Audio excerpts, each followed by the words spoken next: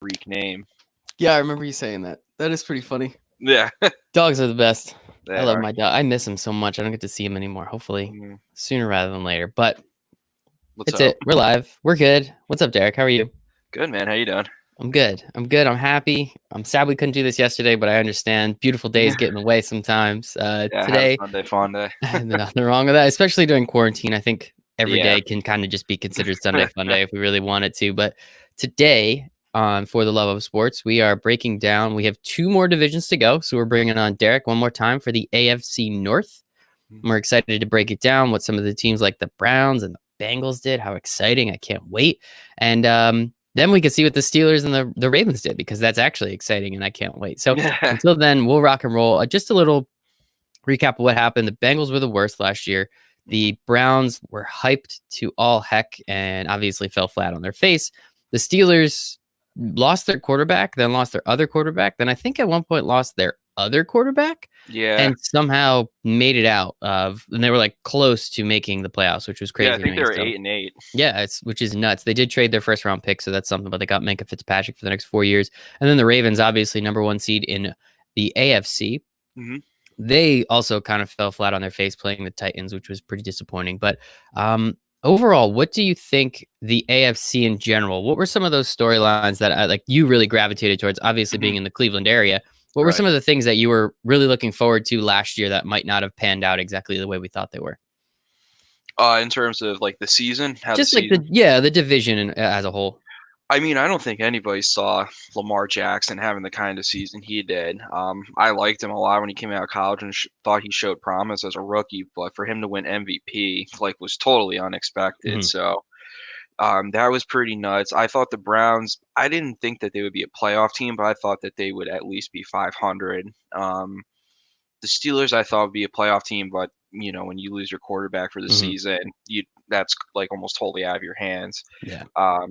I thought the Bengals would be bad, but I didn't think that, with still having like AJ Green and Andy Dalton and Geno Atkins, like some key pieces, that they would be the worst team in the league. So this was actually the division I was really the most intrigued by. I mean, like you said, now that I live in Cleveland, that added to it. But anytime a team has the number one pick, that's really interesting. You want to know what's going to happen. The Browns had a lot of pieces in place, just haven't been able to put it all together.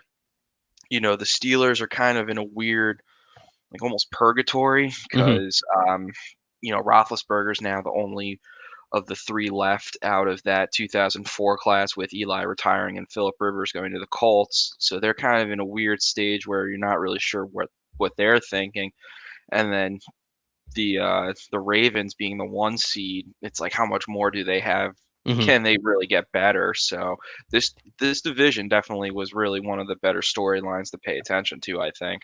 That you make a pretty good point. It definitely was. The storylines there were definitely there, which made it really interesting from that standpoint. I mean, right out of the gate, we saw the Ravens just throttle the Dolphins, and it was an absolute joke. And everyone's like, "All right, the Ravens are it, and the Dolphins are just the worst." And then the Ravens, they won a couple games and they lost a couple games, and people were like, "I don't know, this looks weird." And then they went on like an incredible tear, where I think they only lost one more game, and it was like to the Chiefs, if I'm not mistaken, or they lost like one more game the rest of the year, which was crazy. I think they finished the season 12-0. They Yeah, went 2-2 to start, and then just 12-0 the rest of the way. So like it was nuts. I was really hoping we would get Chiefs Ravens in the AFC Championship game, but unfortunately the Ravens couldn't take it through. And yeah, you're right. I mean, the Steelers, when you lose your quarterback, unless you are going to pay Andy Dalton $7 million to be an okay backup, you're pretty much screwed. Like Teddy Bridgewater is an anomaly. Like the Eagles and what they're doing doesn't really make sense, especially if you pay your quarterback that much. So it's disappointing, but it is what it is. At the Browns, we'll get to the Browns. And of course, the Bengals, I didn't think they'd be that bad, but no, they were that bad, and they got the number one overall pick. So I guess we'll jump into it. Just some things that happened during the year.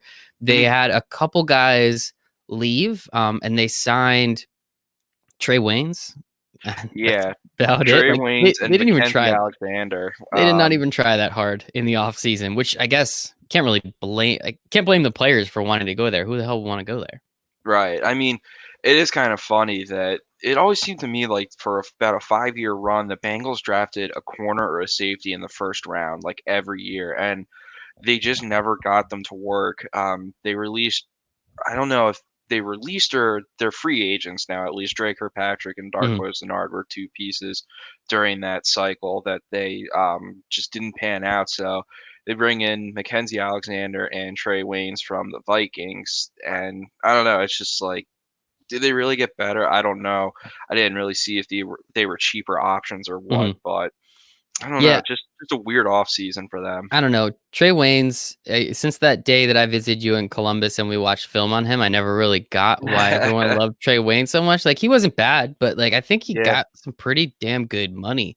Like, Mhm. 12 to 14 million dollars a year, maybe not 14, but like I think around 12 million dollars a year to Yeah. sign with the Bengals, which I don't know. Like, it doesn't make sense to me, but you need somebody there, and I guess why not? You take them away from a division rival. I guess that helps a little bit, but they're clearly still in rebuild mode. And obviously, again, so they got the number one overall pick. They went Joe Burrow, quarterback Mhm. out of LSU. Everyone knows the story. He's from Ohio, Athens, if I'm not mistaken. I don't Yep. actually know how close that is to Cincinnati, but I mean, was if Tua was healthy, I think that's the more interesting question. If Tua was healthy, do you think Tua would have won over one overall, or you still think they would have went with Burrow? I think they probably would have gone with Tua just because there's more film on him and he's more of a known, whereas Burrow really came on strong this year. And I think that until he really does put together a couple really good seasons as a pro, everyone's always going to wonder if this year at LSU was an anomaly with having Joe Brady and that just ridiculous wide receiver core like carrying him. So Mhm. um, I don't know though, but I think that, you know, Burrow probably was the smart he definitely was the smart choice. There's really no probably about it because I think that Tua is maybe a little too fragile for the NFL, but Mhm. Burrow was like really the only option that they could have gone. It would have been insane for them to take any other position. So right off the bat, they made their team better. Yeah, exactly. And I mean, you kind of had to. Obviously, we saw Andy Dalton. Hmm. He's been very serviceable during his career. Yeah. He's taken them to the playoffs what, like 4 or 5 times, and Hmm. for the Bengals, that is just incredible. Granted, they didn't win any of those games because I feel like Right. half of them were played against the Ravens and the Steelers, so they were just playing or the Texans on Yeah. that Saturday on Yeah. those damn Saturday games. But they could just never break through, and it is what it is. So Andy Dalton, they appreciate your service, and he is gone now, signing with the Cowboys for whatever reason. Hmm. So then, moving on to round two, they went with T. Higgins, wide receiver in Clemson. I know you were a little higher on him than most, and Hmm. you kind of liked him. And I think a lot of people thought this was the perfect spot for him to go, like right after the first round, and teams were Yeah. able to start taking some more wide receivers. How do you feel? Because now they have AJ Green on the franchise tag. They have Hmm. John Ross, who can just run in a straight line. They have Tyler Boyd, who's pretty solid. He's been Yeah. pretty solid the last couple of years. How does T. Higgins fit in? And is he a comp to any of those three guys, or is he a little bit different? Is he going to take over for one of them as one of them leaves? How do you see him fitting into the offense? I think that he's, actually pretty similar in his game to AJ Green. AJ Green's more athletic and is just a better all-around player. That's why he went like 6 overall and Higgins went second round. So he's a good player.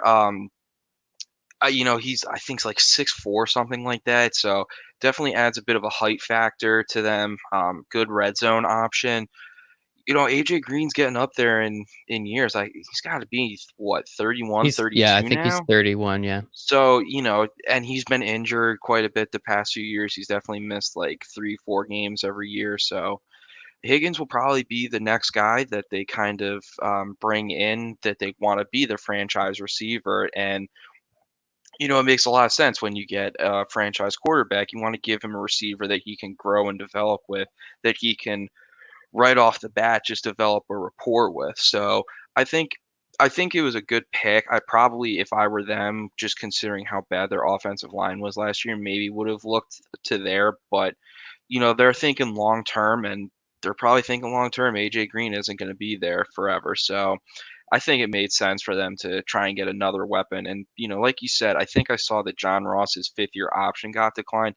Doubt they're going to bring him back, but Tyler Boyd's a really nice option, and I think him and Higgins could be a pretty solid duo for Joe Burrow to work with. Yeah, and Auden Tate, if I'm not mistaken, he was pretty Hmm. solid last year as well when when somebody, I think when Ross went down, maybe, I don't know, somebody went Right. down and Auden Tate was able to fill in a little bit there, which I thought was pretty cool. And it's just one of those things, again, he's your franchise quarterback. The goal is Yeah. to have him play for you for the next 10 years, 12 years. If all things, work out, give him some options at Yeah. receiver. I mean, you have Joe Mixon at running back who should be there Hmm. for the next couple years. We'll see how that turns out. But giving him actual receivers to catch the ball, I think, is very important. And yeah, John Ross has just been terrible. That's a Done Raiders pick. nothing. I don't Yeah. know how he went to the Bengals. He should have absolutely went to the Raiders, a guy that can run straight and fast. But Right. it is what it is. And I think, it's something that could work. And I think it Mhm. also helps, we've talked about it a lot. Draft guys from these big time schools. I mean, the Clemsons, the Alabamas, the LSUs, you were Right. talking about it, that offense, it wasn't just Joe Brady. It was the fact that he was surrounded by the best talent. Every single player that was eligible that left school is signed. The only two are Right. Terrence Marshall and Jamar Chase. Those are the only two players from the offense that are Yeah, and not they're on. probably going to go first round next year. So, you definitely want to be able to get these guys. Jamar Chase can't speak Terrence Marshall, but Hmm. exactly. So it's pretty ridiculous. So they get T. Higgins from Clemson. Just they played against him in the national championship game, so they grab him there. So in the third round, they go Hmm. with Logan Wilson, a linebacker out of Wyoming, 65th pick. I don't really Hmm. see a reason for someone from Wyoming to go this early, but I don't know. You tell me. Yeah. Just looking at their draft here, this third round and then their fourth round pick, Akeem Davis Gaither. I don't watch a lot of Wyoming games. I watch no Appalachian State games, maybe unless they're like beating Michigan or something. Yep. But um, I didn't really know much about him, so I read a little bit. Um, both actually had really glowing remarks from pretty much everybody in like the scouting community. Both are really fast, really instinctual players who can play in space. I think that if you look at the way that they kind of drafted these guys, and then the guy Marcus Bailey, the linebacker they got in the seventh round, they're just trying to add a lot of speed to this defense because that's just how they're going to have to go through the Ravens, who just have this multitude of options. And if they get through the Ravens, maybe it's a little ambitious to be looking this far ahead. But you look at a team like the Chiefs, who you would have to defend, who've got speed everywhere. Even just the Browns, a lot of speed on that team too. So you need these linebackers who can cover in space. So essential picks, not the most sexy picks, but definitely ones that you need. Yeah, absolutely. I mean, linebackers, us being Giants fans, we're always clamoring, just draft a line, but just draft Yeah, one. Let's do that. And anybody. this year they answered they answered our calls this year by drafting like 14, which I'm cool with. But it's the same thing. I mean, if you're gonna be facing an offense like the Ravens, you're gonna need linebackers that can go side to side, that can cover these Hmm. tight ends. The Steelers, they're gonna run the ball a lot. We know that. The Browns should be running the ball a lot with Kareem Yeah. Hunt and Nick Chubb. So we'll see. And it makes sense. You need that second layer and that second level of the defense to make sure they can run side to side, but also cover some of these tight ends like Njoku, like Mark Andrews Yeah. in the division. They Hmm. also pick up in the fifth round defensive end out of Notre Dame, Khalid Kareem. Hmm. Uh, he's a defensive end. Yeah. Not the best one out of Notre Dame. I think that was Okwara, if I'm not Yeah. mistaken. But so, how much do you know? I mean, I hope you watch a little more Notre Dame than Appalachian State. So, what can you tell Yeah. us about this guy? He's a solid player, and he's pretty athletic. Could a little bit more limited. That's typically what you get when you're in like the fifth round. Is maybe they're only good at one thing, and his is really rushing the passer, which obviously is always going to have a market in the NFL. But it'll be part of the rotation. They only had 31 sacks last year. It's not even two a game. Um, Carlos Dunlap had 9. I think Sam Hubbard had 9. But after that, there's just a huge drop off. So you figure somebody who can come in maybe in the fifth round, if this guy can give you 5, 6 sacks a year or something like that in situational, that's really all you're asking for. So he should definitely see some field time pretty early. Yeah, I think, and that'd be ideal. for him, and Hmm. hopefully the Bengals, so they can actually figure out what they have. But it's a fifth round pick. I mean, if you get if you can get 4 or 5 sacks out of that kind of guy, I Yeah. would call that a win absolutely. And I also noticed, they generated 31 sacks and they gave up 48, and they didn't even Hmm. try to adjust the offensive line till the 6th round. A Yeah. tackle out of Kansas, I mean, that's either a shot in the dark or that is purely just for depth. I mean, what Joe Burrow is mobile, but he's Hmm. not like Lamar Jackson or Kyler Murray or anything. Like, how, unless I'm missing something, just being behind this offensive line, he's probably not going to go that well this first year. I think that they're really hoping that Jonah Williams, their first round pick out of Alabama last year, who missed the entire season, will be able to really provide a Mhm, boost. I think he'll probably be right tackle. So, if you get a bookend that can help alleviate some of the pressure. But I am really surprised that they didn't look to address the offensive mhm, line until that late. Like I said, with T. Higgins, I think that Ezra Cleveland, who ended up going to the Vikings about 15 picks mhm. down the line or something like that, really would have made the most sense for them.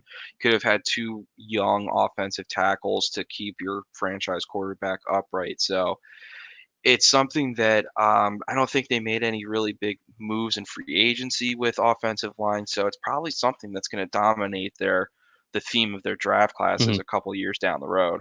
Yeah, I think that's kind of it's unfortunate, but we'll see what happens. I mean, I don't Yeah. know. I've never I've always been a fan of the Browns just because it's always like, oh, woe is Browns. But I've always kind of hated the Bengals. I guess it's like that Vontez Burfict, Pac-Man Jones effect, where I'm just like, they're Yeah. kind of assholes. Like, I don't even like Yeah.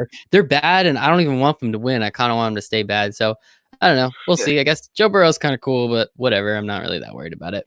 Yeah, we grew up when they had a lot of really dirty players on their Hmm. team, so that kind of just like dominates all the headlines or Exactly. your stereotype of what the Bengals are like. Yeah, right. It's definitely something. So Hmm. yeah, that's the Bengals. Moving on to the next team in Ohio. We're going with the Cleveland Browns. Again, last year they did a lot. They were just the absolute fan favorite, public Yeah. favorite. Everyone was all over them. They got Odell from our Giants. Yeah. The Giants then turned that into like three. Christina says no Just one no likes one the likes the Bengals. Bengals. I agree I with you, know. Christina. Um, the Giants got 3 defensive starters out of it, which is kind of cool. So I'm not too angry about it. 2.5, I guess. But Hmm. it's just one of those things where everybody thought the Browns were going to be awesome, and then they kind Right. of, especially with Baker coming out his first year, he looked great, potential Yeah. offensive rookie of the year. What the hell happened? Like, I know their offensive line wasn't good, but all they got rid of Kevin Zeitler. Hmm. Okay, I don't think getting rid of a right guard should completely decimate your offensive line, but like, what, you're in Cleveland. I don't know. What do you hear every day? Um, it was kind of just like the perfect shitstorm for them, which is typically how it tends to Yeah, happen. I was gonna say that just sounds like a Browns Tuesday, right? Yeah, they lost Zeitler, which really did end up being a huge, huge issue for them. And then they just never had good tackles. They started like Greg Robinson. He's not going to be back after getting caught with like 150 pounds of weed in Oh, New I forgot Mexico. about that. Oh my Yeah, god. yeah. I don't know what's going on with him, but he's definitely not going to be around. And then they had, I think, Chris Hubbard, who was just like an undrafted free agent or something like that. So they really just had a terrible offensive line, and there's no quicker way to just fluster and piss off a quarterback than to get pressure on them. So the offensive line was bad. I think a big issue was that Freddie Kitchens was really just in over his head. I kind of like the hire when it happened because I like that they were trying to go outside the box with an offensive guy rather than just hire some retread. Um, but it just didn't work. He really, the team was super undisciplined, which stems directly from the head coach. On that, And like, why didn't they just rehire Greg Williams? Like, why didn't they just keep that staff together? Because it seemed once they got rid of Hugh Jackson, they had Greg yeah, Williams there. The defense looked good. The offense looked good with Freddie Kitchens. Like, I don't understand why they couldn't just keep that together. yeah, Greg Williams was pretty good. I think he did have some mistakes that almost cost them games, but they were able to pull out of it. The one theory that I heard float around was that they really thought that Kitchens was going to be like the next up and coming guy, and they thought that if they didn't make him the head coach, that he would pretty much be a one and done before Hmm. he went somewhere else. So I think that they really overestimated Kitchens and his coaching ability and wanted to give him a shot. And it just didn't work out. Weirdly, his play calling changed a lot too. A lot of the plays his first year when he was the offensive coordinator under Williams as the interim coach was called a lot of just quick passes, and it worked because that's what Baker's good at, is just getting the ball out of his hands on quick, precise throws. And then last year with a really shitty offensive line, they just wanted to gear up and go deep. It just was a total clash of personalities and Hmm. personnel, really. Hmm. So it just didn't make any sense. So I think that they realized, like, look, we gave him his year. Baker was only in his second year. It's not like it was a pivotal third or fourth year for him. Now they kind of go in a different direction and get somebody who's more established in Kevin Stefanski. So they're gonna have Kevin Stefanski. Also, personalities and personnel. Write that down. That's either a book, that's a podcast, that's something. So somebody out there, write that down. Personalities and personnel. I really like Yeah. that. But Kevin Stefanski does come in. Um, I assume he's running the offense, but who is the offensive coordinator? I'm unfamiliar. I'm not Um, totally sure. Alex Van Pelt, I think is who it is. He Okay. was the quarterbacks coach for the Packers. Okay. So, you know, I don't know. I mean, we had to kind of deal with the last one, Ben McAdoo, Hmm. who Hmm. was kind of viewed as a genius. So we'll see if Alex Van Pelt is, a serviceable offensive coordinator, or if he looked good It's for as of Aaron Yeah, Rodgers. it's gonna be Kevin Stefanski's offense, though. I mean, Yeah, whatever they're gonna do, it might have influence, but yeah, it's definitely gonna be Kevin Stefanski's offense, and really just that Minnesota Vikings offense at that point, right? yeah, Just kind of the two tight end. Let's just run the ball, which is probably some. yeah. That's why that's why I Yeah, think and makes you've sense. seen that with how they signed Austin Hooper, the tight end, and Stefanski comes from the Shanahan coaching tree, so he's really into zone running, which is perfect for having Nick Chubb and Kareem Hunt. So, I think that there's going to be a little less pressure on Baker this year to have to go out there and throw, 350 yards and 4 touchdowns every game to get them the win. Yeah. I mean, granted, you do still have Odell, you still have Jarvis Landry, so Yeah, mouths do need to get fed. But I agree with right, you. I think no one's complaining about getting fed if you're winning. You're right. more likely to complain if you're losing. And again, we're all rooting for the Browns, man. And I do like Mhm. it. Did Njoku, did he have his 5th year option um I confirmed, don't. I think accepted? they might have declined it, but I think that the plan is still to sign him. I just Okay. don't know if they wanted to pay him that 1 year as like a Hmm. top three tight end. Yeah, that makes sense. That does make Hmm. sense because I know that was the same draft as Evan Ingram, and I'm Yep. pretty sure Jabril Peppers. So Yeah, I both of think them, so. yep, both of them are now on the Giants, and they're Hmm. sticking around. So we'll see what happens there. So as you said, yeah, they brought in Austin Hooper.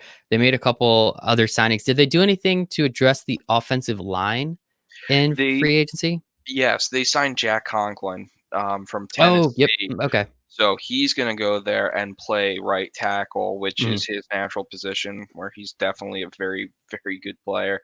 And they got their left tackle right here with Jedrick Wills in the first Hmm. round. So there you go. There's 2/5 year offensive line. Hopefully Yep. that's sticking together. And again, yeah, that makes Baker's life a hell of a lot easier, and it makes these running backs' life a lot easier. So yeah, let's jump right into it. Jedrick Wills. Obviously you and I were very in tune with the offensive lineman coming into this draft Hmm. because we were confident the Giants were going to grab one. And I know you said you would have been happy with Thomas, Wills, Hmm. or Wirfs, honestly, at that point. But if I'm not mistaken, you had Thomas and Wills a little bit higher Yeah. than Wirfs. So what did you like about Wills? And how do you think he's going to fit into this offensive line? I mean, I'm a big fan of pedigree. I'm always really going to give the benefit of the doubt to the kids who are like 5-star recruits coming out of high school, going into college, just because they're the guys that are identified early, typically for being much more athletic than the competition and maybe have a little bit more technical upside to them. And Wills really falls into that category. He's an absolute mauler as a run blocker. He can get to the second level, and as we were just talking about, this is an offense that really should run through the ground game with how good Nick Chubb is and how good Kareem Hunt is. So I think that right away you get Baker Mayfield a blindside protector, and you improve the run game. So this was really just a great pick. He played right tackle in college because Tua's a lefty, so he was actually manning Tua's blind side. He, naturally played left tackle all through high school and everything like that. That's where he's going to play. And I just heard on the radio the other day that Joe Thomas has already offered to train with him, and Jedrick Wills took it up like immediately. So you got to love the work ethic that he's got. He wants to be a really good player, and with having him on one side and Jack Conklin on the other, I think that you should see some points scored on this offense. Yeah, I mean, again, worst comes to worst, just way less sacks and way less Yeah, happy feet. Like that's, I think, the number one thing that super worried about. First, we'll score points after we can just have like a successful like 3 plays in a row. I think that's right, pretty without getting important. sacked. But no, I mean, it makes sense, and that's awesome. I didn't hear that that Joe Thomas did that, so Yeah. that is fantastic. And again, I mean, if there's someone to learn from, I'd say it's one of the potentially best left tackles of all time. It's Hmm. probably a good place to start. So I think that's great. And again, as we said, if you can fill out both bookends, right and left tackle, one through free agency, one through your first pick in the draft, I think that's a great place to start. At least I think it's Right. pretty important. So then going on to the second round, pick 44 overall, Grant Delpit, safety out of LSU. Hmm. Again, so you went Alabama, you went LSU. We were talking about before the Bengals, LSU, Clemson in their first couple Right. picks. Delpit was Jamal Adams 2 years ago, and then last Yeah. year fell off. I'm pretty sure he was hurt. I don't really Hmm. know. It just kind of looked that way. How happy were the Browns that he fell all the way to 44 when people were talking about him 2 years ago going in the top 10 potentially? Yeah, that's exactly it. This was just one of my favorite picks of the draft. For them to get somebody who had a top 20 talent all the way down at 44, which happened to also be a big position of need for them, it's like the best case scenario. Hmm. They had signed Demarius Randall last year, but they let him go. They brought in Carl Joseph to be the strong safety, but Grant Delpit is your true free safety. And I mean, I agree with you, and I have read stuff that said that he was injured last year and that he really kind of only played. He wasn't as aggressive as he normally is, just because he was trying to preserve his body a little Hmm. bit. But he can do anything that you want of him on the field. I think he's better playing as your last line of defense, kind of coming down and making plays or reading and trying to intercept passes. He's just a real ball hawk. He's got great ball skills. So he can do a lot on the field, but I think as somebody who's just in the very back, who's able to kind of just play that center fielder role. Hmm. That's what he does. And now this secondary has some teeth with him, Carl Joseph, Denzel Ward. There's some really good players in this secondary. Yeah, and again, it's building out. Obviously, the defensive line is pretty solid already. You have Miles Mhm. Garrett there, so building out the back end of it is never going to hurt because then you can either kind of cover yourself a little bit with those cover sacks, but then you also, if there is any weaknesses in the middle, you can kind of get rid of that as well. And so moving on to the third pick. Well, again, though, I do think Delpit's a great pick, and Yeah, I'm yeah. very surprised he made it all the way to 44. So kudos to Browns fans. I hope they enjoy that next year. It should be pretty fun. Hopefully, I'm crossing my fingers. So moving on to the third round, pick 88 overall, Jordan Elliott, defensive tackle out of Missouri. Not Mhm. gonna lie, don't watch too many Missouri games, so I'm hoping that you watched a couple for me. So what can you tell me about this guy?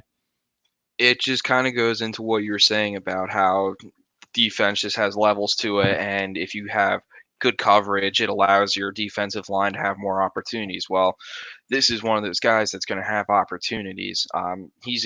Jordan Elliott is an incredibly athletic defensive tackle, just like has all the raw tools that you want. He just hasn't been able to put it all together consistently, but Missouri's actually done a pretty good job over the last like 5 years or so of putting some quality defensive linemen into the league. So, Hmm. um, and he's not going to be a starter right away. They've got Sheldon Richardson still and Larry Ogunjobi, who they drafted a couple years ago, who's been coming along pretty nicely. So he's just a good rotational player. He'll come in probably on the more obvious passing downs and provide some pressure up front. And when you already have a guy like Miles Garrett who can has been averaging double digit sacks every year, that's a really nice tandem. You get pressure from the inside, it flushes them to Miles Garrett. Miles Garrett forces a quarterback to step up. Jordan Elliott's there to mop up. Hmm. So this was a good pick because you can always use more pass rushers. You can always use more pass rushers. I'm very, very on point with that. I love the opportunities there. And then only a couple picks later, they take Jacob Phillips, linebacker out of LSU. Only 9 picks later, it looks like. Mm-hmm. So now, they've gone to LSU and Alabama and Missouri. Something tells me they like the SEC. But Yeah. what can you tell me about Jacob Phillips going, just in the top 100? He's a good player, although he's probably mostly going to be like a on the field for like run down, like first and second downs. Hmm. He actually led LSU in tackles last year. It wasn't Patrick Queen, it wasn't Delpit or any of those other guys. So he's got a real nose for the ball. It's just that he's a little athletically limited. He doesn't change direction well, so you Hmm. probably don't want him out there covering tight ends or trying to cover a zone or something like that. But he's a solid player that they needed to get after losing Joe Schobert in free agency. Yeah, and Joe Schobert, I mean, he was great last year. Yeah, I was Once, surprised that they yeah, chose not to re-sign him, considering they've got quite a bit of cap space. yeah. Well, maybe he did. I don't know. Are they changing their defense moving into this new year? Or are they staying? I don't know what they ran before, so I'm Um, just curious. Are they changing it? I can't recall. I can't All right. remember if they changed up the Mhm. defensive personnel that much. Worth a shot. I wasn't totally sure, Hmm. but again, I mean, if you're getting in, top 100 picks, a linebacker that's going to play two downs, going to be a run stuffing type Hmm. of guy. I mean, if he led LSU in tackles, their offense put up a lot of points, but that usually means their defense is on the field a lot Hmm. too. So it's not messing around, which is pretty Right. important. And then another few short picks later, a 4th round, pick 115 overall, Harrison Bryant, tight end out of FAU. Gotta help me. You gotta help me with this one, Derek. Who's this guy, and why did he go higher than I think any FAU player should?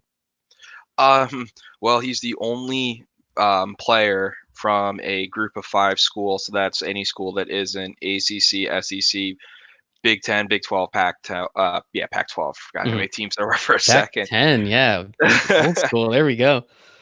So he's the only player to have ever been at a school that wasn't in one of those conferences and win. So that really does show you that he's a pretty talented kid. Mhm. I think the biggest issue with him is he's a little bit of a tweener between like a small tight end and a big wide receiver. But he's got some upside. Florida Atlantic played Ohio State this year, and Ohio State just rolled them. But this kid was like one of the only guys that was able to get open and kind of keep their offense on the Mhm. field. So he's again not a guy that's going to be asked to contribute right away when you have David Njoku and now Austin Hooper, but it just adds another piece for Baker Mayfield to play with. Tight ends usually get referred to as a quarterback's best friend. So if you can develop some good chemistry with one, they're definitely a very valuable asset. Yeah, 100%. And so with that in mind, I mean, it looks like again, group of 5 winning the Mackey award. I'm assuming that's best tight end. I'm going Yeah, with the yeah. assumption there. So with that, I mean, that's clearly says something. Hmm. Why, like were his intangibles off the charts? Like, was there something like that he did that just really set him that far apart? Because I'm sure there was a couple pretty good tight ends in the Power 5 conferences. Like, what was he doing that he brought that much attention to him? I think that when you're the best player on a school like Hmm. FAU, when you're like the only guy who can get open against these, really good linebackers or safeties for Ohio State and other schools like that, that's going to definitely draw Hmm. some attention. So he wasn't the first tight end taken in this draft. I No. just think that he provides just an option and a skill set that, the Browns look at and say, maybe we can do something with Mhm. this. Yeah, and I mean, again, it doesn't hurt to have an extra tight end at that Hmm. position, knowing, as you said, either Njoku, if he got his 5th year option got declined, then he's only there for 2 more years. And Hmm. if it was accepted, then, or I apologize, if it got declined, he's only there for 1 more year. If it got accepted, he's there for 2. Right. Austin Hooper signed a pretty big deal, which is good, good for him. So we'll Hmm. see, man. I think having that extra tight end. I know Stefanski, as we said before, loves two tight end sets. Yeah. So having a 3rd tight end just to kind of throw in there or see what happens is always doesn't hurt. And again, this was the 115th pick. It's not like you're Yeah. guaranteed players at this point. So it is what it is. Hmm. Moving on to the 5th round, 160 overall, Nick Harris, center out of Washington. Right. One thing we spoke about when we talked about the Cowboys was the fact that they grabbed the center out of Wisconsin, if I'm not mistaken. Best Mhm. center. He's probably going to start day one. Is Nick? That's his name, right? Nick Yeah. Harris. Is he the kind of guy that is going to come in and start day one, or is he more of a depth pick? I think he's probably more of a depth pick. The Browns have a good center in J.C. Treader right now. He's established. He's a veteran. He's very solid. So this is probably a bit more of a depth pick. I don't know how long Treader's contract is for, so maybe that's what they're looking for. But it was almost like center was like the only position that this team had last year on the offensive line. So you're bringing him in. Maybe this gives you an option to move either Treader or rookie Nick Harris to one of the guard positions. So Mhm. I think it was a pretty solid pick. Just take a flyer on a guy this late. See maybe if you can tool around with him a little bit. If he could be a serviceable starter at one of those guard positions too. Yeah, yeah. I mean, if he can start at one of those three positions, that's pretty impressive. And worst comes to worst, it's a nice depth move. Again, it doesn't hurt to have depth. And to bring on that last port, the seventh pick number 160, 187 87, yeah. overall in the sixth round, if I'm not mistaken. Starting to lose myself. Donovan Peoples-Jones, wide receiver out of Michigan. Mhm. He was such a high recruit. I know that was something that you really Yeah. love. Coming from a blue blood school, coming from a kind of pro style offense, I guess. He sucked. I watched a lot of Michigan Yeah. games. He was useless. But as you and our friend, of course, Justin said, like he was completely misused while he was there. Mhm. I mean, do you think he has what it takes? Do you think he was misused, or do you think he just sucks? Because everything I saw, he just kind of sucked. Yeah, I mean, he has like all the measurables you want. I think he's like 6'5", probably 215, 220, ran 4.48 40. The athleticism is not a question with him. He's just not a wide receiver. He is just an incredibly athletic kid playing wide receiver. His recruiting battle kind of came down to Ohio State and Michigan, and he was from Michigan, so he went there. And it was, so I followed him. I was really intrigued. He was like a top 15 recruit, and he just never got better. I mean, for a guy that talented, he never had a 100-yard receiving game at Michigan in Seriously? 3 years there. Wow. And he was, at maybe not starting, but seeing a lot of snaps Yeah. as a freshman and everything. So it's really weird. He never developed. He's not a good route runner. He drops way too many passes, and maybe there's a chance that things start to click with him, but he's already really behind the curve. But you know, they have Odell, they have Jarvis Landry, they've got the tight ends we've been talking about. A couple other guys like Rashard Higgins, who just signed a new deal with them, basically to be the number three. So he's got a chance to come in and maybe make a case to be the third or fourth option at receiver. He's not being counted on to come in and really turn the franchise around. So I think it was a pretty solid pick, just because if you really can start to tap into that potential, um, you're going to get a hell of a player because he can, if it clicks for him, he can Hmm. really, the sky's really the limit for him. But worst case scenario, I think, is that you add a little bit of height on the outside to this offense. Odell's what, 5'10", 5'11". I think Jarvis Landry's probably around the same. I don't Hmm. think either of them are over the 6 foot barrier. So you don't have a lot of height on the outside of this offense. So he's at least a solid red zone option. But at this point, who knows, how much of an impact he has on the team Hmm. within the first couple of years. I was gonna say I know he returned punts at Michigan. Is that Yeah, something that he's probably gonna do for the Browns as well? he could definitely have a chance to, be the starter for that because that Hmm. really does take so much. That takes advantage of your Hmm. athleticism Exactly. and doesn't require nearly as much technique or anything Hmm. like that as playing receiver. So, maybe they think that they'll probably give him a couple opportunities out there, see what he can do. But Hmm. I don't know if he ever had any fumbles. Like I said, he had drops, so maybe it could be an issue with him ball security. But I don't know. It was definitely one of the more interesting picks of the later rounds. Yeah, and again, it was one of the later rounds, 187 overall. So again, at this point, we'll see what happens. As you said, his measurables were insane. Yeah, Coming into college, he was like insane, a and then did 45-inch vertical. that's ridiculous. But like he couldn't play wide receiver, and if you can't play No. wide receiver, that's kind of a problem. So I guess overall, how do you feel, including what the Browns did in free agency? How do you feel about their off season so far and kind of moving forward with the opportunity to, hey, let's make it to 8-8 first. Let's go 500, and then we'll Yeah. see what happens from there. I mean, I think that they really took a good step towards that. We talked about that the offensive line was pretty much the key issue for them, and they fixed that both in the draft and in free agency. They've got the quarterback, they've got two absolutely incredible running backs, they've got two really good wide receivers, some good tight ends. Defensively, the line looks really good. You have a premier elite pass rusher, a shutdown corner in Denzel Ward. I mean, there's like a lot of pieces to this team. And I think that with this draft, they really supplemented it well. And yeah, I think maybe the one area that's really going to struggle for them still will be their linebackers and maybe their number two corner. But if Greedy Williams takes a big step forward, I mean, this team does have a lot in place. I don't think Kevin Stefanski's ever been a head coach before.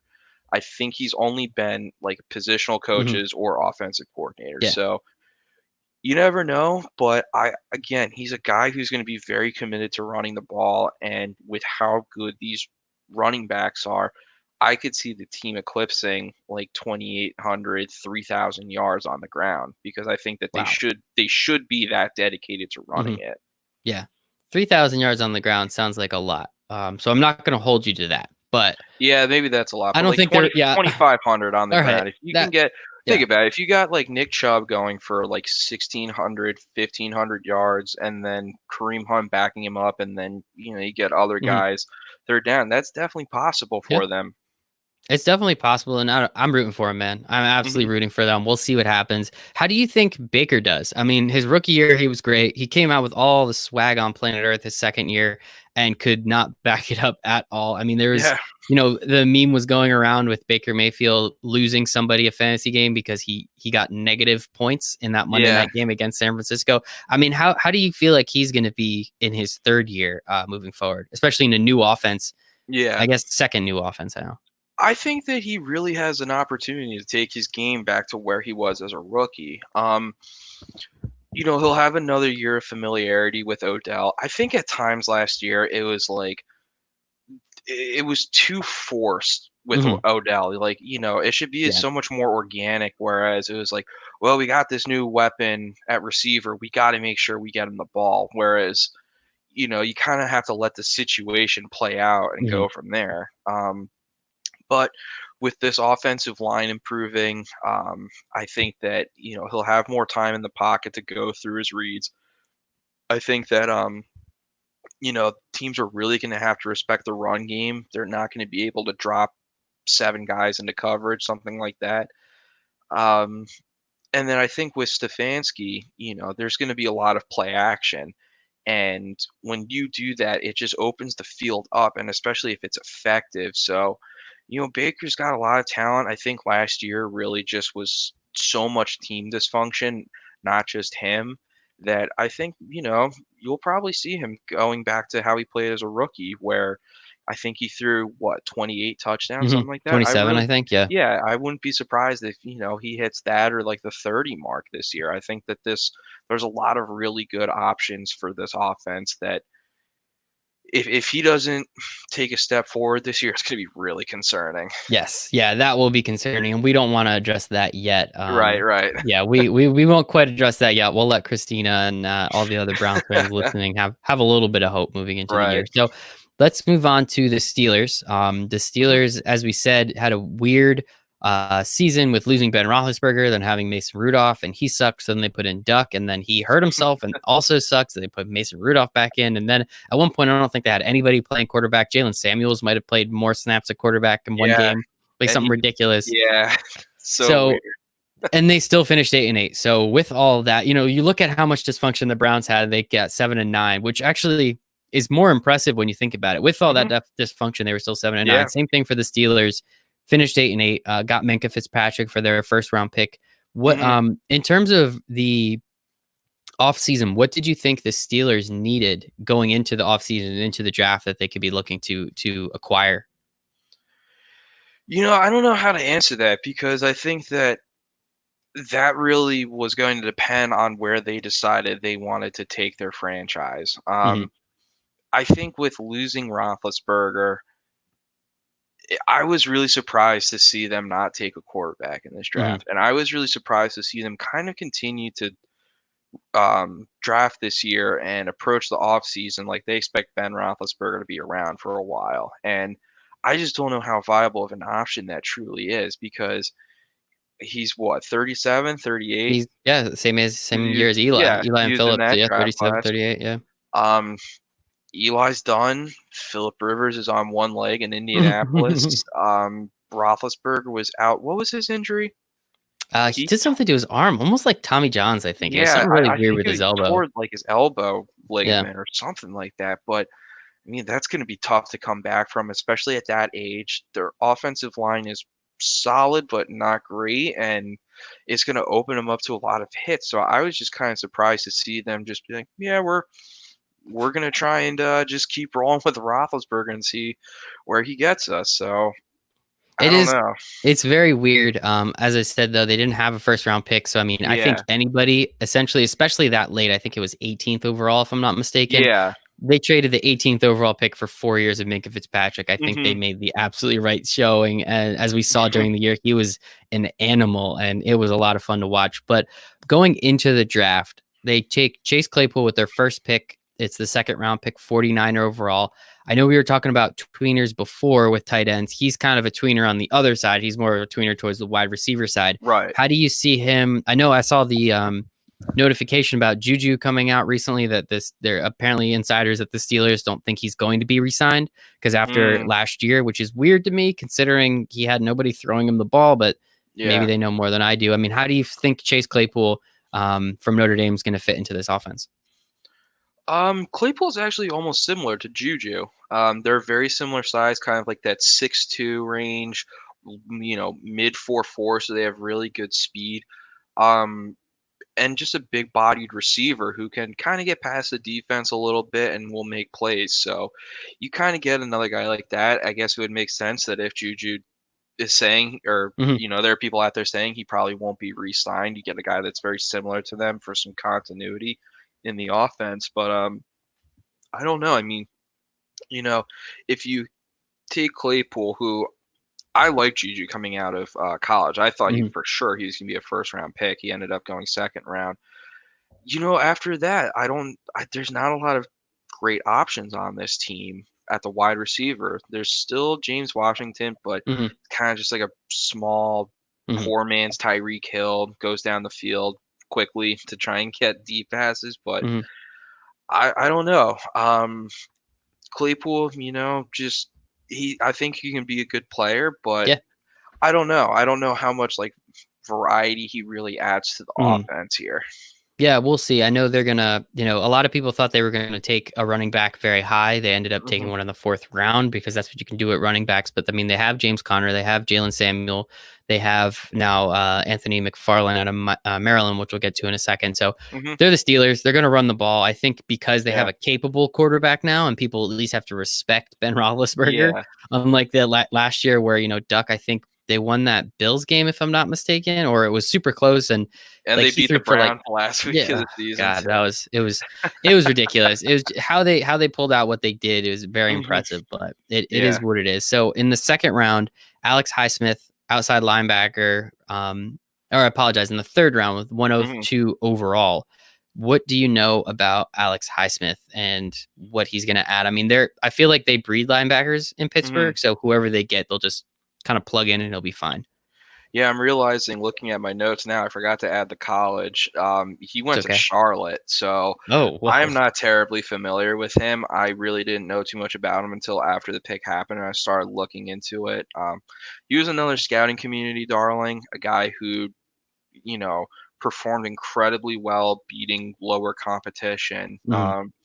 So a lot of people thought it was a pretty solid pick. He's kind of like that typical edge rusher and a 3-4. Mhm. So they needed that because I'm not sure if Bud Dupree is going to be signing with the team long term. Obviously, they have TJ Watt, who's should be there for a really long time. They should pay Mhm. him any amount of money that he asks for, but they've never really been able to get a good piece across from him. So I think that Highsmith, even if he'll probably end up being a rotational player along with Dupree, and they're going to just hope that they can continue to develop him into a viable second option because that might give him some more flexibility with cap further down the road. Mhm. Yeah, yeah, absolutely. I think that would be very helpful. I mean, coming out of Charlotte this early is kind of weird, I'll be honest. I mean, 102, so it's not terribly early, but just seems like a weird. Yeah, I mean, I if mean, there was a place for him to go, mhm, it makes sense. It's the Steelers, I right. guess. Like And that's. and I think the thing, like, you gotta remember, like, sometimes these school kids, they don't get offers out of high school because they just aren't as developed early. Like, there are so many examples of a kid coming out of like Josh Allen, who got drafted by the Jaguars last year, not the Bills quarterback, but the pass rusher. He was, I think, a low 3-star coming out of Jersey, Mhm. and how does a guy go like that to the 7th overall pick? He just like didn't hit his growth spurt until he was Mhm. 19 years old. It's probably what the same thing happened with this guy is underdeveloped, small in high school, goes to a school, hits a massive growth spurt, and suddenly he's a really good athlete that's capable of playing in the NFL. So, like you said too, the the Steelers are a team that knows how to develop these defensive players. These probably fits that Mhm. lunch pail hard hat mentality that they just love to talk about all the time. Coal Just be a mining, hard baby. worker, Oof. and so it's kind of like the perfect Steelers pick Mhm. for them. Yeah, and I mean, how cool would it have been if you or I hit a growth spurt like when we were 19, grew to like 6'5", became behemoths of people? That would have been cool, but instead, here we are, Here we are. talking on a Monday. I guess it could be worse. So then, as I already said, fourth round, 124 overall, they do go running back Anthony McFarland out of Maryland. So Mhm. Maryland was incredible the first like 3 games of the year, and then I don't Yeah. think they won. They might have like won one game after No, that. I think they It went was 0-9 at the end it of the was year. something ridiculous like that. I mean, how I don't know too much about Maryland running backs. Do you know anything about Anthony McFarland? Yeah, unfortunately, because this kid absolutely killed Ohio State in 2018. He ran for almost Whoa. 300 yards. Holy shit. Wow. Yeah, he just went totally off, and it was only on like 19 carries too. Whoa. So, Oh, that was the game they went for 2 points and they missed it, yep, right? yep, Ah, so terrible. close, so close. Um, but he's a really, really solid combination of size and speed. I think he ran the low 4.5s. It's like 5'11", the 220, good size running back. He had a massive drop off in production this year though, and Mhm. I think a lot of it just has to be the coaching turnover didn't allow for the continuity. The offense wasn't quite the same, and Mhm. he just didn't really get the same kind of opportunities. He can be a really good, um, like lightning to James Conner's thunder. I Ooh.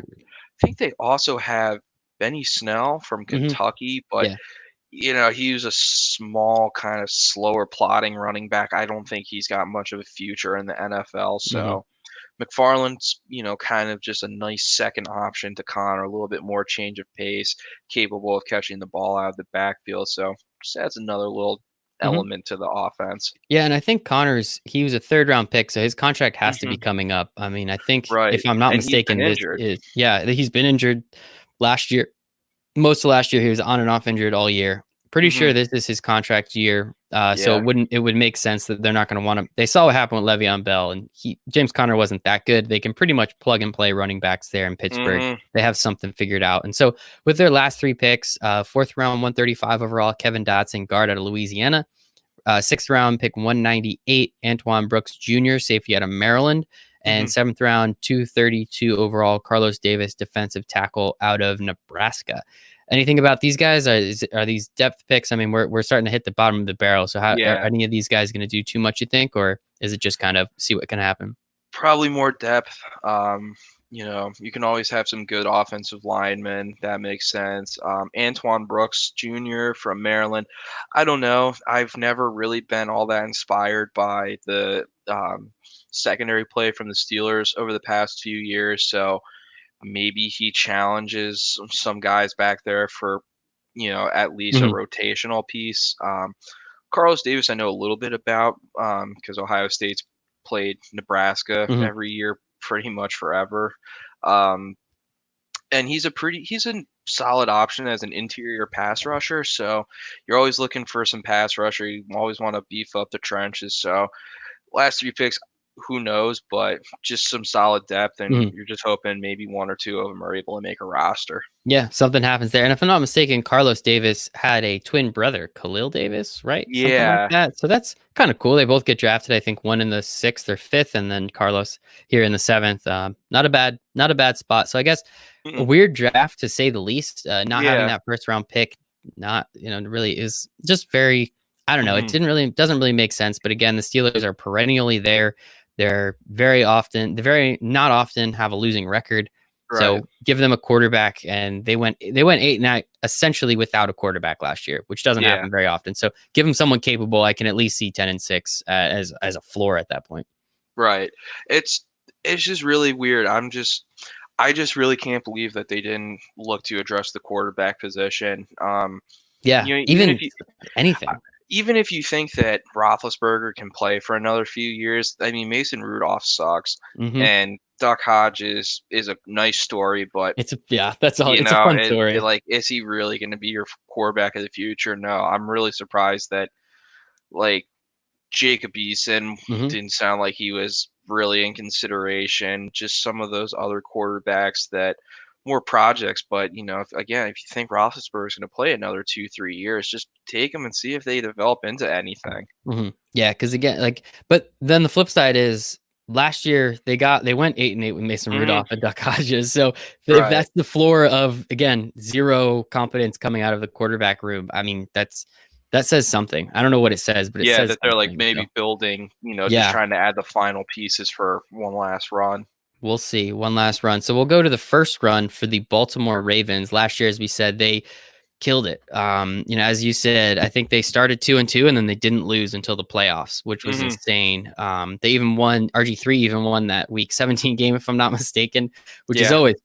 always fun to see that happen. And it's just they were incredible. Obviously, Lamar Jackson won the MVP from a good rookie season, but no one Hmm. saw that kind of jump.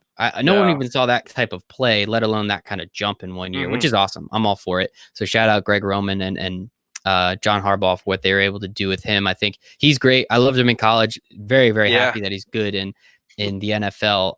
But moving in, I mean, they had a relatively very constructed roster. What did they need moving, into the off season after that kind of choke job collapse, whatever you want to call it, against the Titans? It's hard for me to even say because I right before we started looking at this or recording this, I was looking at their game logs from last year, and I mean, they lost to the Titans. I forget what the final score of that game was, but they were destroying the Titans. They had over 530 Mm-hmm. yards of offense compared to the Titans who only had like 300, but they had three turnovers. So you can Mm-hmm. really just argue that they really beat themselves. So I don't know because there really just wasn't a lot of holes on this roster, and I think that that's really the challenging thing when you're a team drafting this late. It's like how can we get better? Because if you draft somebody that you think is going to be good, but they end up not being able to crack a starting position because Mm-hmm. you get great play out of there, well, then you almost like wasted a pick. So it's kind of trying to find like that really sweet middle ground. The best draft of any team this year. I mean, just going up and down what they did, it's ridiculous. And Yeah. they're I think it's going to be them and the Chiefs for probably the next 10 years trying to make it out of the AFC. So hopefully we get some good games that we were robbed of this year. Yeah, I'm hoping, and they've played each other the last 2 years, I think already. Hmm. The Chiefs did win both, Yeah. and the one 2 years ago was just ridiculous how the Chiefs ended up winning that game. I think it was like a busted coverage of Mahomes. Yeah. It was ridiculous. And then last year, that was when the Ravens were still kind of teetering on being the figuring it best out. team. Yeah, Yeah. teetering on being the best team in the NFL, and then absolutely blew it up. So, I totally agree with you. At least those first 4 picks, I would say. Hmm. After that, I'm not super familiar with everybody, but I mean, Patrick Queen, J.K. Dobbins, Justin Matabuke, and then Devin Duvernay. If those are your first 4 picks. Again, it's fantastic. We'll start with Patrick Queen, linebacker out of LSU. A Hmm. lot of people had him as the first linebacker coming off the board. The Chargers then traded up to 23 to Right. take Kenneth Murray, who's also great, but just very confusing. They traded all the way up to 23 to do that. Yeah. I don't understand it, but it happened. How do you think Patrick Queen fits into this already relatively dominant Ravens defense? Which again, we Hmm. kind of forgot they franchise tagged. Who the heck did they franchise tag? Matthew Judon, Hmm. and they then traded a 4th-round draft pick for Calais Campbell to come in and play Yeah. on that defensive line too, which is ridiculous. So, how do you think Patrick Queen fits into that second level? This was one of my favorite picks of the first round. This is just a quintessential Ravens organization pick. You get just a really knowledgeable, athletic linebacker who can do a lot of different things. He was really one of the heart and souls of that LSU defense, which struggled early in the year and then just took off at the end of the year. I had given when we did the mock with Justin, I think I gave the Ravens Kenneth Murray, so kind Mhm. of funny that we were just talking about that. But they needed to replace CJ Mosley, and Patrick Queen, is that perfect guy who's just able to come down and fill gaps and make plays, or can drop into coverage, can cover tight ends and running backs, will go sideline to sideline and make plays. So Queen's probably going to step into that, on day one and just be an enforcer for this Mhm. defense. Yeah, I think it's a great pick. And again, as you said, like they didn't really replace CJ Mosley when he left 2 years Mhm. ago, but now Right. they have the capabilities of doing it. Yeah. And he was incredible. And obviously, we're not going to say Patrick Queen is going to be CJ Mosley, but if he Mhm. can be 75% of what CJ Mosley was, Yeah. I think it's going to be incredible again with what they've already put on the defensive line. So making just kind of shoring up that entire defense. And then the second round, they grab your and my favorite running back, J.K. Dobbins, as Gus likes to say. I mean, what like as you were saying before, you're trying to walk that fine line of, hey, you want to grab someone that's good, but if they're not going to crack that starting lineup, I think Mhm. this is that perfect, like right in between. Like, yes, they Yeah. have Mark Ingram and he knows the offense and he was great last year. Don't get me Mhm. wrong. They had Gus Edwards, who out of Mhm. Rutgers, if I'm not mistaken, really good for that, Yeah. that second running back. And I Solid think they player. even had someone else, if I'm not mistaken. That's not coming to the top of my head. Now, Mark Ingram, I think he signed like a 3-year deal, which Mhm. essentially we all know is a 2-year deal in the Yeah. NFL. Yep. So this is pretty much going to be his last year. You're going to have J.K. Dobbins as the backup this year, and he's most likely then just going to be the starting running back the following year. I mean, Yeah. again, with as much as they run and what they do on offense, this is the absolute my favorite pick for them, even Yeah. above Patrick Queen, because J.K. Dobbins can pretty much do everything. It's incredible. Yeah, I mean, this was probably my favorite pick of the second round. It's it's just so funny how the Ravens decided to go about building their team, whereas everybody in the NFL is trying to get a little bit smaller and faster on defense. The Ravens said, "Nah, screw that. You know what? We're just going to get big and nasty on offense and just run over people." And they averaged 5.1 yards per carry last year with Mark Ingram, who's definitely a very good running back.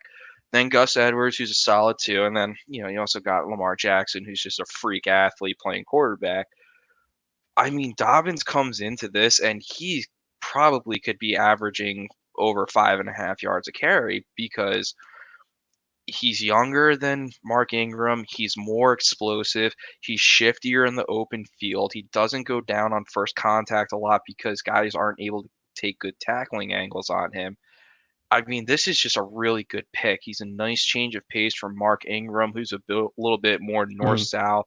He gives you some more flexibility in terms of like what kind of offensive line scheme you want to run. He needs to work on his hands. Unfortunately, 2 drops is what killed Ohio State versus Clemson in the Fiesta Bowl this year. So he needs to work on his receiving ability. But I mean, the past few years, he's definitely bailed out Haskins, Barrett, or Justin Fields by getting open on 3rd and longs and just finding a way to make a Hmm. play. So um, it's a, the Ravens are a team that commits to running the ball, and Dobbins, will back up Mark Ingram for a year or two, and then he should be the guy. And I think once that happens, he's going to be a damn good player. It's going to be fun to watch, and I'm sure he'll do well this year. I mean, I think Lamar Jackson, if he played running back, would have had the 6th most yards for a running back rushing last year Right. just because of what he did. And again, just adding that type of threat. Like I know you said he does drop the ball, but I've seen him make enough catches that I'm Yeah. confident in his ability to Right. do what he does there. So I just think again, these first 2 picks are just insane. How they're just capable of filling a hole and then also kind of backfilling one that will be coming open soon. That again, they're going to utilize a lot moving forward this year just because of how many times they run the ball and what they're going to do Hmm. with the read option and the play action and everything. Right. It's going to be a lot of fun. So 3rd round, pick 71 overall, Justin Matabuke, defensive tackle out of Texas A&M. Hmm. Tell me a little bit about Justin because I'm not too familiar. He's actually pretty similar to the kind of player that we talked about with the Browns in Jordan Elliott. Very good interior pass rusher. He's got the athletic traits that you're looking for, a guy who weighs 310, 320, can collapse the pocket from right up the middle, and just is a really good. He ran a faster 40 time than Baker did. So that's, just kind of what you're bringing to the table.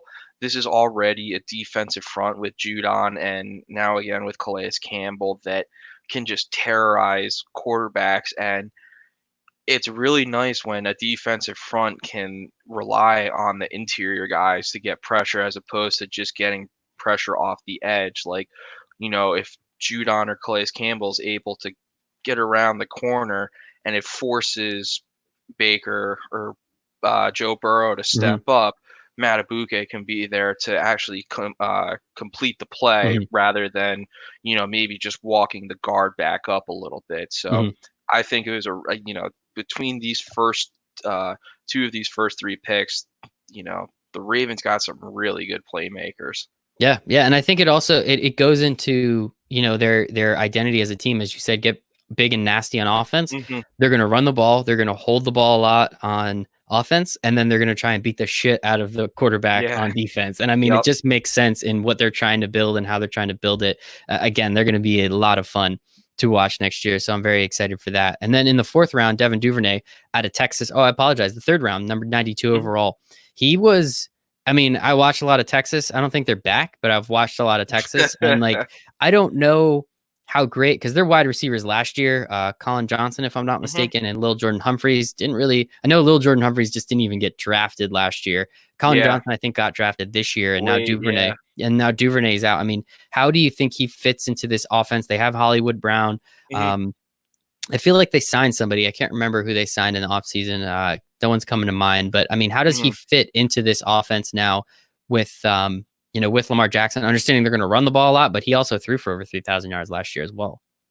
Yeah, Duvernay's pretty much just a slot. I shouldn't say just a slot receiver. I have to get over that bias, but especially with how the NFL is moving now with spreading the ball around, you're not just a slot receiver. You can be a guy that's really valuable, and he's very sudden. He's got good speed. He's kind of just like your prototypical slot receiver. So he can benefit a lot from this offense because with how much they run the ball, it's going to pull those linebackers up towards the line of scrimmage.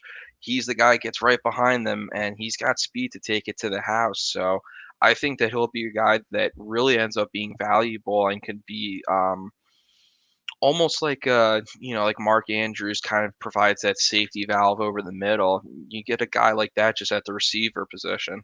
Yeah, I think again, Mark Andrews, thank you. That was who I was forgetting. He was awesome last year. Oh And yeah. really taking over, yeah, that tight end, that kind of run up the seam tight end role. Mhm. And hopefully we can see that again next year. But yeah, I'm excited. This offense got better in the first 4 picks, and the defense definitely got better in the Yeah. first 4 picks. So it's just pretty impressive. And then we'll go round 3. They had 3 third-round picks. I clearly had Yeah. no idea. Malik Harrison, I think linebacker. fourth. I think they even had an or Holy shit! no, yeah, they Yeah, did have another wow. one. Tyree That's Phillips then. what were they doing? How? and those are all comp picks. Unless they made a trade, we might have missed that at some Yeah. point. But either way, they get Malik Harrison, linebacker out of Ohio State, Hmm. third round, 98th overall. You watched enough Ohio State games. How do you think he fits in? And is he going to be rotational? Is he going to potentially start from day one? How does he fit into the defense? Malik Harrison's like one of my favorite players from Ohio State. He was like the leader of the defense. So you get a really good locker room guy coming in.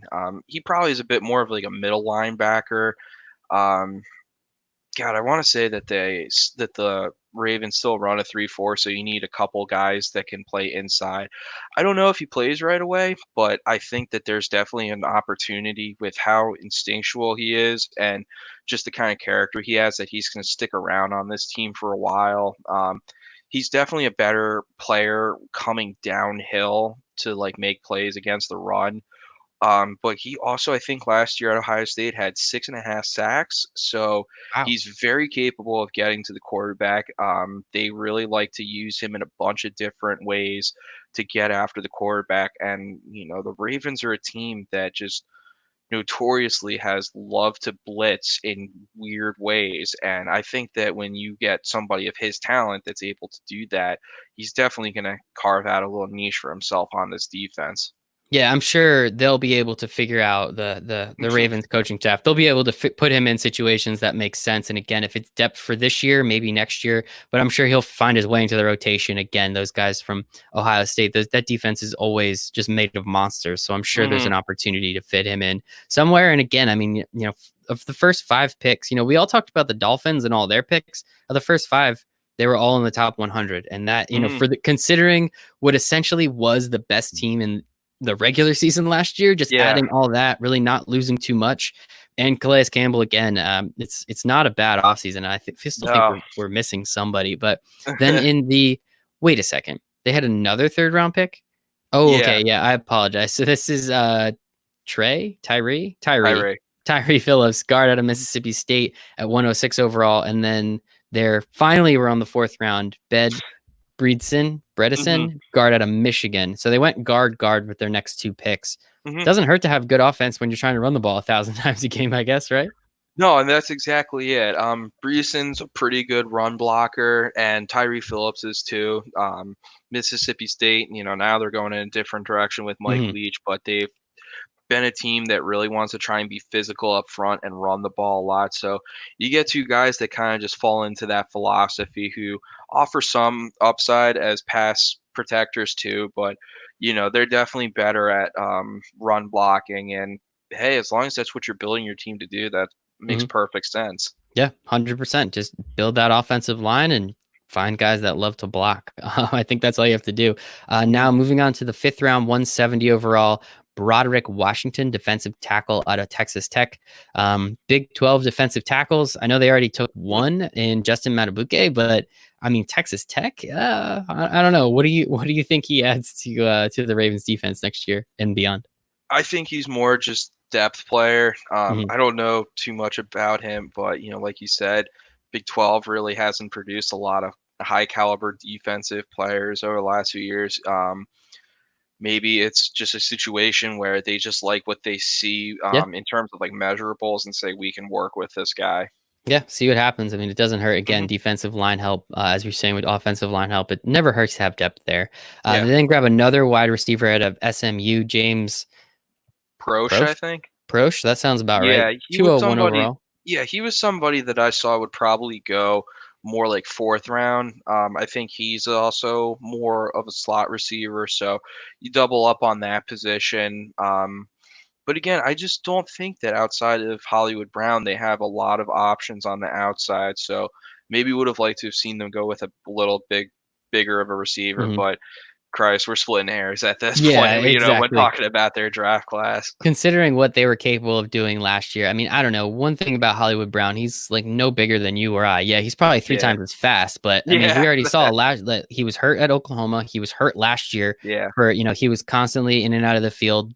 And then they played the Rams, and while they beat the hell out of the Rams, Jalen Ramsey towered over him. And yeah, that just showed like Jalen Ramsey's big, but my God, he's small. yeah. And I don't know. I mean, I know he's fast, but that undersized usually doesn't make it too long. He's probably just going to be perpetually hurt. I hope not. But again, Mhm. just finding more wide receivers definitely. And again, that's the thing with the way they're run their offense. A lot of it's coming off the play action. A lot of it, can you block down the field? All right, you're blocking. We'll Mhm. throw you the ball every once in a while. So I think, it's not quite plug and play, but I think they'll be just fine. And then Yeah. their 10th pick, which is crazy. They had 10 picks in the seventh Yeah. round, 219 overall. Geno Stone, safety out of Iowa. 219 again. We're kind of at the Mhm. bottom of the barrel at this point. Eric Weddle, he left 2 years ago. Who was their safety Yeah. last year? I don't even know.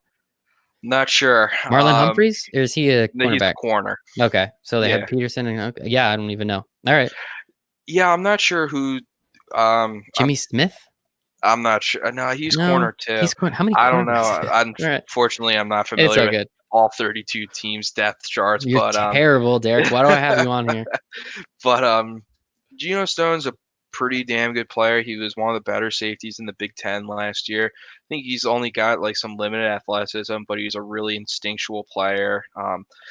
Probably makes the team more as a special teams guy, but I think that he'll be the kind of guy that's really welcomed, even if he's not seeing a lot of playing time, helping the team out just in other ways. Mhm. So, it's again seventh round. You're Yeah, looking for a guy who maybe can do one thing really well, and if he even makes the team just as a special teams gunner, perfect. it's worth it. Yep, the pick was worth it. So, overall, as you've already been saying, and as we've been kind of fawning over it, we're pretty confident the Ravens had a damn good draft, considering especially those first 5 picks, I'd say, and then 6 and Hmm. 7 were both run blocking guards in the most run heavy offense. So even if they don't pan out, they at least the direction they went makes sense. So, Yeah. seems like we like their draft. So in terms of the entire division, how do you see things shaking out next year?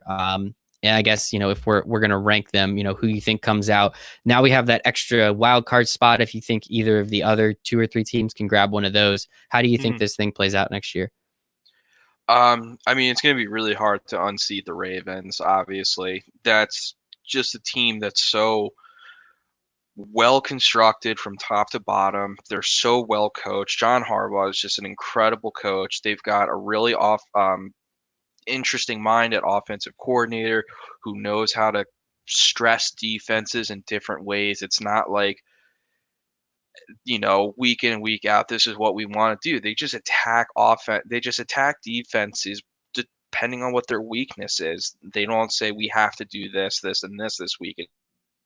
Whatever's going to be the most effective. So I don't see a team unseating the Ravens right now, barring like a catastrophic injury, which I'm not Yeah. even going to say the name of Yeah, somebody. we don't have to. We all Um, can kind of see it coming. If you run the ball mhm, that much, things are yeah. gonna potentially happen. So we'll bite our tongues there. Mhm, But so Ravens obviously number one. I guess it's more. How do you see the other 2 spots? I assume the Bengals will still be the worst team in the division, but the mhm. Steelers and Browns. How do you feel like they shake out? And do you think either or both of them have a shot at one of those 3 wild card spots?